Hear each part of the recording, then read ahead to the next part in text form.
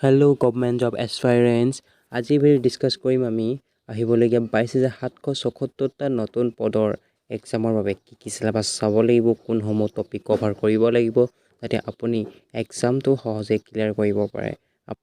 Number 1 general knowledge.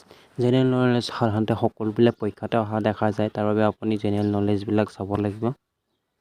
ইয়াৰ ভিতৰত পৰিব যেনে current event, national international event, গভমেণ্টৰ ৰিলিজ কৰা নতুন স্কিমসমূহ। ইয়াৰ পিছত চাব লাগিব আপুনি গ্ৰামাৰ বা ইংলিছৰ আপোনাৰ গ্ৰামাৰখিনি ইম্প্ৰুভ কৰিব লাগিব, ভোকেবুলাৰীখিনি চাব পাৰে অহা দেখা যায়, আৰু লগতে চাব কম্প্ৰিহেনশ্যনখিনি যিখিনি প্ৰায় আহি থাকে এক্সামবিলাকত।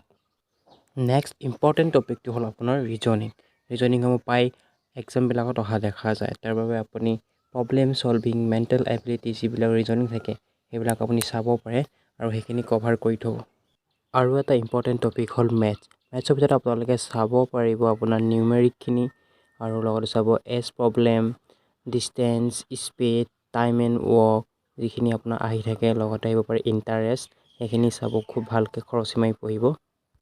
লগতে আপোনালোকে আৰু চাব পাৰিব জেনেৰেল ছায়েন্সসমূহ যিখিনি ষ্টেটিক, জিকে, হিষ্টৰী, জিঅ'গ্ৰাফী, পলিটি সেইবিলাক চাব, খুবেই ইম্পৰ্টেণ্ট হয়। যদিহে মোৰ চেনেলটো এতিয়ালৈকে ছাবস্ক্ৰাইব কৰা নাই তেনেহ'লে ছাবস্ক্ৰাইব কৰি ৰাখক যাতে এনেকুৱা ধৰণৰ নতুন আপডেটসমূহ সকলোতকৈ আগত পাই থাকে। ধন্যবাদ।